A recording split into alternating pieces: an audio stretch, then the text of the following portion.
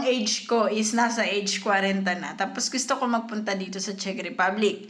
I'll be honest with you guys. Guys, kapag kayo ay galing ng Pilipinas, meron talaga silang age limit. Pero, ang alam ko kapag dito sa Czech Republic, I think 43 or 46 years old ang kinukuha natin sa Pilipinas.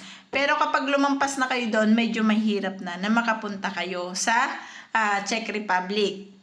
Depende yan sa pag-a-applyan nyo na agency guys. Hindi ko saklaw yon. Kasi may mga agency, syempre, kukuha ng 40 years old ang maximum.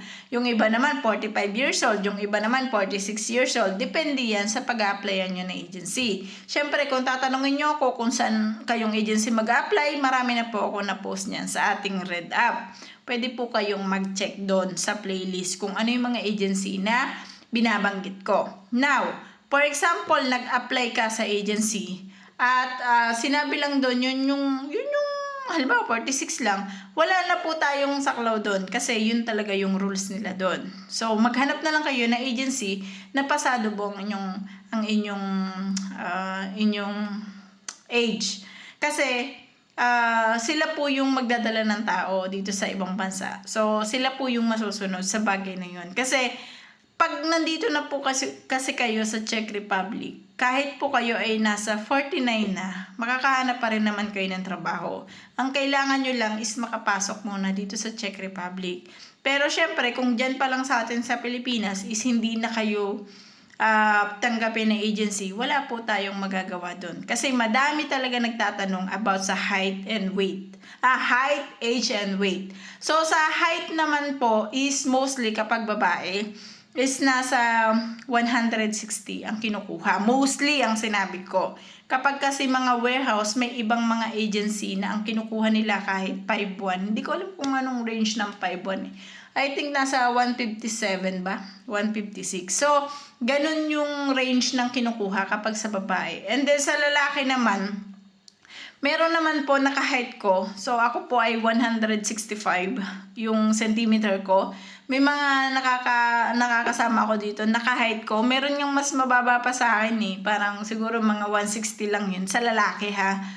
Na nakakasama ko. Nagaling siya ng Pilipinas. So, yun, parang anuhin natin na siguro mga 160 talaga yung minimum. Wala kasi akong masyadong idea kasi hindi rin ako nag-check doon sa mga agency natin kung ilan yung minimum talaga ng kanilang kailangan pagdating sa height and tsaka sa age. Pagdating naman po sa weight kasi hindi siya masyadong nababanggit pagdating sa mga applyan na ganyan. Mostly talaga ang height ang tinitingnan at tsaka ang age limit nila.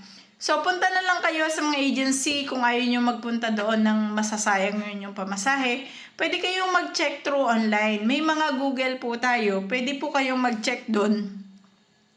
Kung halimbawa, ano yung agency na i-check nyo. For example, galing ako ng Venture. Gusto nyong i-check kung anong minimum or kung meron bang applyan ngayon sa Venture, pwede po kayong mag-check sa Google. And then, meron din tayong Prime World, di ba? Meron din tayong EDI Staff. And then, meron din tayong Human Link. Meron din tayong, nakalimutan ko. Basta check nyo na lang sa ating Red App. Meron kasi ako niyang playlist sa about sa lahat ng mga agency na alam ko dito. Meron din iba dito na mga vlogger na nagba-vlog din ng mga agency. So, i-check nyo rin yon kasi may mga vlogger din po dito sa Czech Republic na nagbibigay ng information, mga kailangan yung information na pwedeng makatulong po sa inyo pagdating po dito sa agency sa Czech Republic. Mas maganda kasi mas marami kayong makalap na impormasyon, mas better po yun para sa akin. Hindi naman ibig sabihin na nanood kayo sa akin, gusto ko sa akin lang kayo manood.